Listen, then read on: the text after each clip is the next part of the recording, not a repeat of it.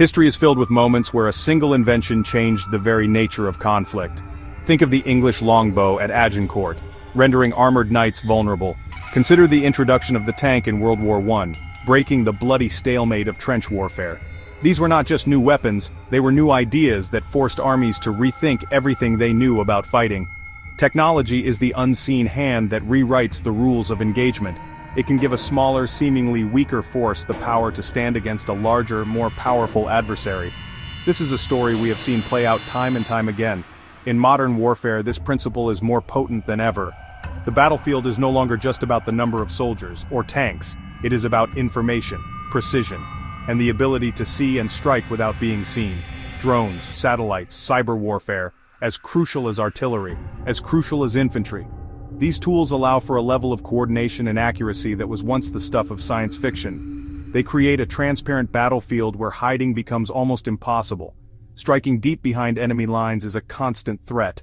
The conflict in Ukraine has been a brutal, real-world laboratory for this new era of warfare. Older Soviet-era systems being challenged by newer, more agile technologies.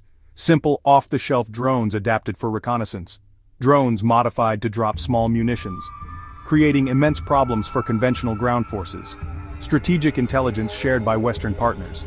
Intelligence gathered by Ukraine's own innovative means, allowing Kyiv to anticipate and counter Russian moves with remarkable success. This is a war of attrition, but it is also a war of adaptation. So when we hear whispers of a new piece of military hardware, pay close attention. It is rarely just about the weapon itself. Ask what it represents and how it could shift the delicate, violent equilibrium of the front lines. A new missile, a new drone, a new surveillance system, more than a tool, a catalyst for a whole new phase of the war, forcing both sides to adapt or risk catastrophic failure. It is in this context that we must consider the emergence of Ukraine's latest innovation, the Flamingo missile. The Flamingo F-300 Strum, Ukraine's newest domestically produced long-range strike missile. The name is an internal code referencing its unique flight profile and a faint pinkish heat signature on thermal sensors. A subsonic cruise missile built to fly very low, hugging terrain to avoid detection, not speed, stealth and surprise, built to reach targets deep inside enemy territory once thought safe, a quiet, determined national development showing Ukraine's resilient defense industry. Lessons from captured Russian missiles plus innovative guidance and propulsion with discreet international help. Launched from a mobile truck platform, fired, moved, hidden quickly. Mobility is crucial, prevents easy targeting of launch sites, allows a persistent threat. Designed for survivability. Clever engineering and advanced software. Uses GPS INS Tercom. It constantly compares the ground below with a preloaded digital map, allowing it to fly with extreme precision without relying solely on satellite signals, which can be jammed. As it approaches its target, a sophisticated terminal guidance seeker takes over. This seeker uses an AI-powered image recognition system to identify and lock onto the specific target, ensuring it hits a designated building or piece of equipment, not just a general area. Precision defines the Flamingo, not for sweeping destruction, a surgical tool. Target, command centers, ammunition depots, fuel storage facilities, key railway junctions. By taking out these vital nodes, Ukraine aims to paralyze Russia's military logistics, making it much harder for them to supply their troops on the front lines. Not to level cities, but to dismantle the machinery of an occupying army, piece by piece, from hundreds of kilometers away. To understand the significance of the Flamingo, we must compare it to the other key weapons that have defined this war. Early on, Ukraine relied heavily on the Turkish-made Bayraktar TB2 drone. These were effective for a time, striking Russian columns and artillery. However, as Russia adapted its air defenses, the slow-moving TB2s became increasingly vulnerable. They were a powerful early tool, but had their limitations. The Flamingo operates in a completely different league. It is not a loitering drone but a dedicated high-impact strike weapon designed to penetrate sophisticated air defense networks. Later in the conflict, Ukraine received Western-supplied systems like the HIMARS rocket artillery, Storm Shadow Scalp. These were game-changers. HIMARS allowed Ukraine to precisely strike Russian command posts and ammo dumps just behind the front lines, disrupting their operations. Storm Shadow and Scalp provided the ability to reach even further, hitting major targets like bridges. The Flamingo builds upon this capability, but with a critical distinction: it is a domestically produced weapon. This means Ukraine is not dependent on the shifting political will of its partners for supply. The Flamingo's key advantage over many existing systems is its stealthy, low-altitude flight path. While ballistic missiles like Russia's Iskander travel in a high, predictable arc, the Flamingo hugs the ground. It flies below the main lobes of most long-range search radars, navigating through valleys and around hills. This makes it a nightmare for air defense operators. By the time a short-range radar or a visual observer spots it, it is often too late to intercept. This is a different kind of challenge than a fast-moving but high-flying projectile. It is a ghost in the machine. Furthermore, the missile's advanced AI-powered terminal guidance gives it a resilience that older systems lack. Many missiles can be confused by electronic warfare, such as GPS jamming. Because the Flamingo can navigate by terrain and visually identify its target in the final phase, it is much harder to fool. It can be programmed to hit a specific hangar at an airbase or a particular railway switch in a large rail yard. This combination of long-range stealth, autonomy from foreign supply, and extreme precision is what sets the Flamingo apart. It is not just another missile, it is a tailored solution to Ukraine's specific strategic problems. The potential impact of the Flamingo missile is immense, and it extends far beyond physical destruction. Let's look at the numbers reports from Kiev. Production of 20 to 30 Flamingo missiles per month. It's not the count, it's the consistency. A steady drumbeat of 2 or 3 dozen precision strikes every month on high-value targets can create systemic chaos. Each strike on a major ammunition depot removes thousands of tons of shells, starving Russian artillery for weeks. Consider the ripple effect of one strike.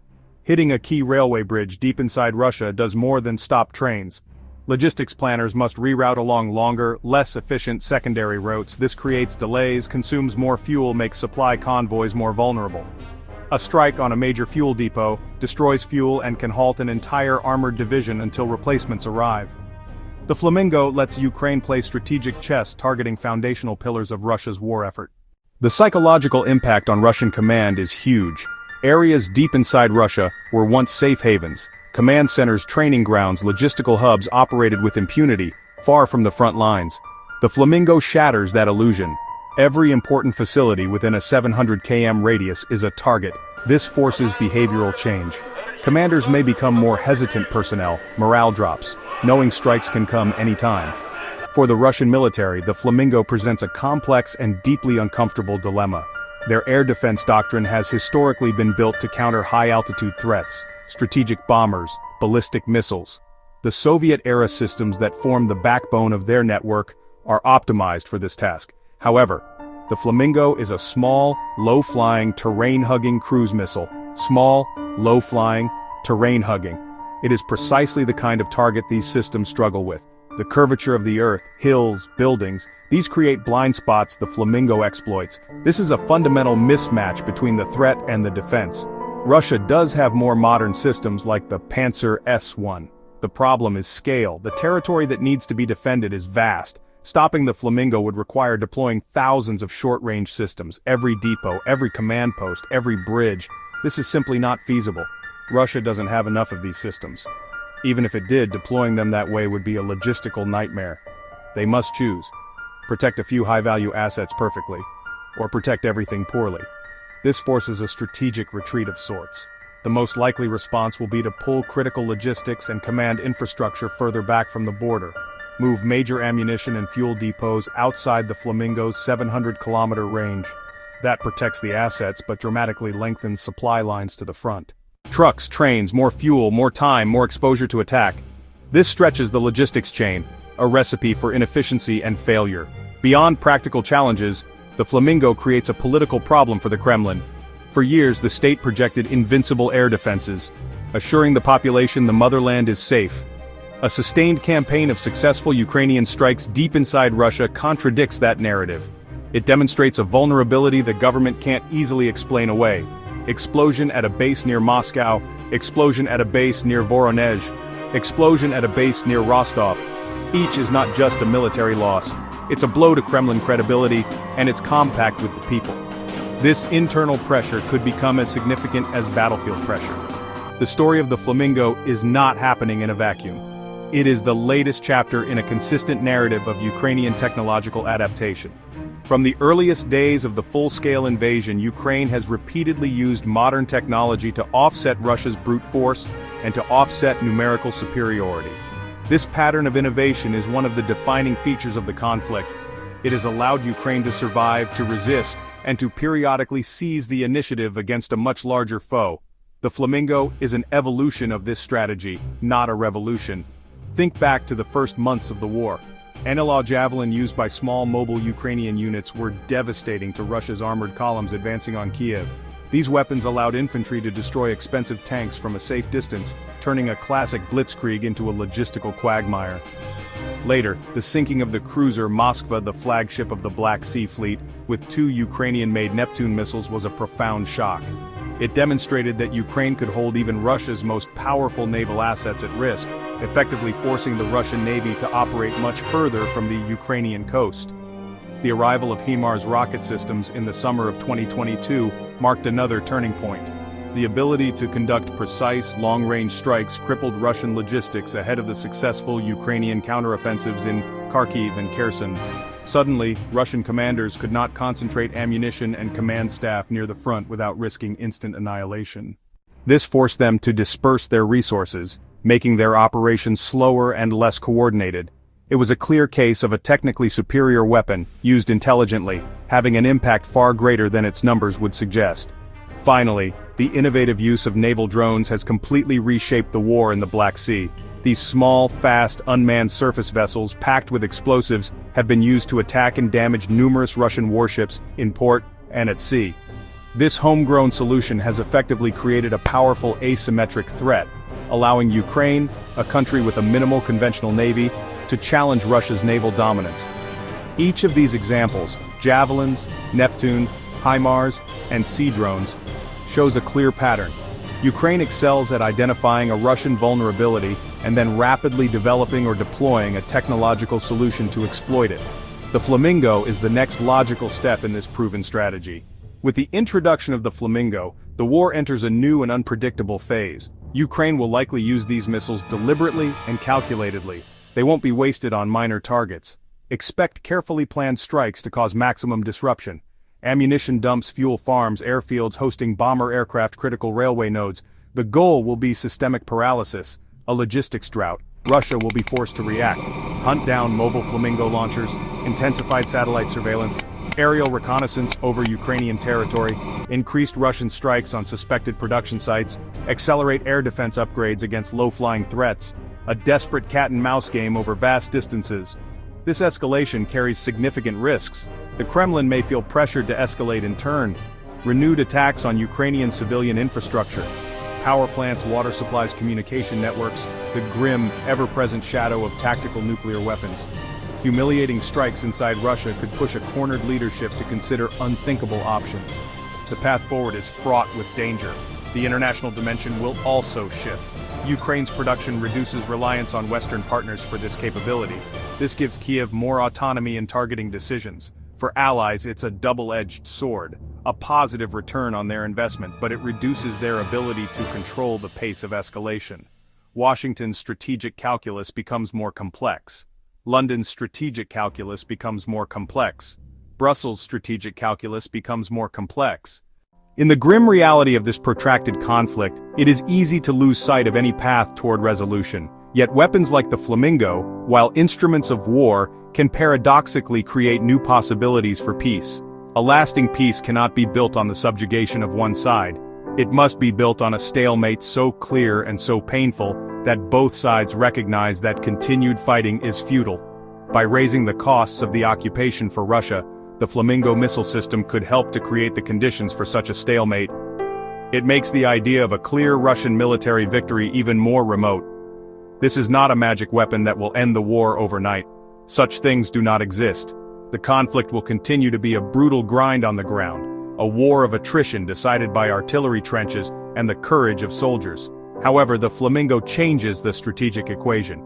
It gives Ukraine a powerful tool to impose a heavy and continuous price on Russia for its aggression, not just on the battlefield, but deep within its own territory.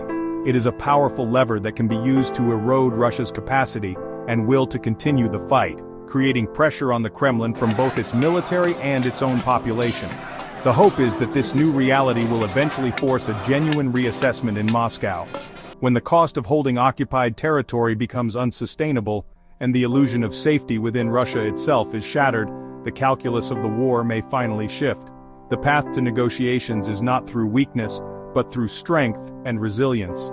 By demonstrating that it can defend itself and impose unacceptable costs on the aggressor, Ukraine can create the leverage needed to bring about a just and lasting peace. The Flamingo is a tool for defense, but its greatest strategic value may be in making the cost of war too high to bear. Ultimately, the future remains uncertain. The introduction of the Flamingo missile marks a significant development, one that will shape the next phase of this tragic war. It offers Ukraine a new means of resistance and a way to rebalance the scales. While every new weapon brings with it the risk of escalation, it also carries the potential to alter the fundamental dynamics of the conflict. In this long and brutal war, the hope is that this new capability will not just prolong the fighting, but will instead help to pave a difficult path toward a time when the missiles finally stop flying.